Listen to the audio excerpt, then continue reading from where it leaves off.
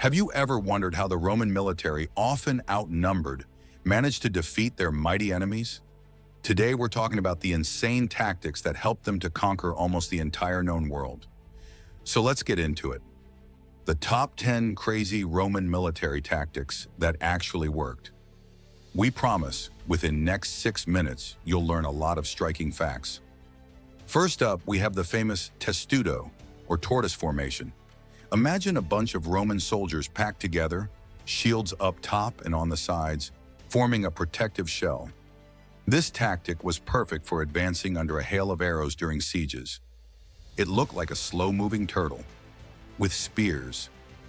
Not only did this keep soldiers safe, but it also let them get right up to enemy walls. I mean, imagine being on the other side, trying to shoot at what looks like a giant armored tortoise. Good luck with that. At number 9, we've got a tactic so brutal that it made even the toughest Roman soldiers think twice about deserting. Decimation. If a unit ran from battle or showed cowardice, 1 out of every 10 soldiers was chosen randomly to be executed by their fellow troops. Yep, that's right. Your buddies would have to take you down. Harsh? Definitely. Effective? You bet. Nothing like the threat of decimation to keep troops from running in the middle of a fight. Number 8 is a nasty little trick called Caltrops. Picture small, spiked devices scattered across the battlefield. The Romans would toss these in the path of advancing troops, especially cavalry. No matter how they landed, a spike was always pointing up, just waiting to ruin a horse's day or a soldier's foot. Imagine charging full speed and then, bam, caltrops everywhere. If you're in the enemy ranks, suddenly those sandals don't seem so protective. Coming in at number 7, the Romans didn't just settle for regular arrows. They liked them flaming. During sieges, they'd launch fiery arrows and even burning stones from siege engines like catapults. This wasn't just about causing damage. It was psychological warfare. Fire spread panic, and chaos gave the Romans an advantage. It's already bad when your city is under siege, but when you add flaming arrows, yeah, that's a whole new level of terror. The Romans knew how to turn up the heat, literally. Next up, number 6 is poisoning wells. When sieges got tough, the Romans sent agents ahead to poison the enemy's water supply. This wasn't just an attack on the battlefield. It was a way to weaken their enemies from the inside, making them vulnerable when the Romans eventually attacked. Imagine taking a drink and suddenly you're out of commission. It's sneaky, it's ruthless, and it worked. Number 5 is the flying wedge, a formation where soldiers formed a triangle or wedge to break through enemy lines. The pointed front cut straight through enemy ranks, while the following troops poured into the gap. It was perfect for penetrating the heart of enemy forces. This wasn't just a cool shape, it was a powerful tactic. Imagine standing in the front row, watching this deadly wedge coming right at you.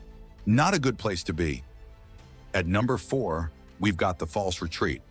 The Romans would pretend to flee, luring the enemy into a chase, but as soon as the enemy took the bait, hidden Roman forces would spring out and surround them.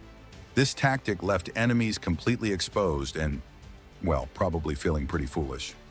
Talk about bait and switch. Just when the enemy thinks they've got the upper hand, boom, ambush. It's a classic trap, and the Romans perfected it. Coming in at number 3 is the wall of shields. In desperate moments, Roman soldiers could quickly form a temporary wall with their shields, providing instant cover from enemy attacks. It was especially useful in smaller skirmishes where they needed to regroup. These guys turned their shields into pop-up walls. Just picture it. 1 second they're vulnerable, the next they're a walking fortress. Not exactly what you'd expect in a heated battle. At number 2, we've got Caesar's double walls during the siege of Alesia. Julius Caesar trapped the Gallic forces by building not 1 but 2 walls, one to keep the Gauls in and one to keep reinforcements out. The Romans effectively controlled the battlefield, defeating a larger force by outsmarting them. A wall inside a wall. Caesar wasn't just fighting the Gauls, he was caging them. It's no wonder he came out on top. The guy knew how to use a hammer and nails. At number 1, we have forest ambush tactics. While the Battle of Teutoburg Forest didn't end well for the Romans, they were still masters at using the terrain in other battles. In dense forests, they'd set traps and block pathways to slow enemies. When needed, they could even turn the forest into a defensive ally, positioning their soldiers to strike from cover. Imagine being surrounded by trees and thinking you're safe, only to find out the Romans are waiting for you. Even Mother Nature was part of their playbook. So there you have it, 10 crazy Roman military tactics that actually worked. From tricking enemies with fake retreats to creating moving fortresses, the Romans knew how to get the job done. Which tactic blew your mind the most? Let me know in the comments, and don't forget to like, subscribe, and hit that notification bell so you don't miss any more epic stories from top 10s in history. Until next time, stay curious and keep exploring.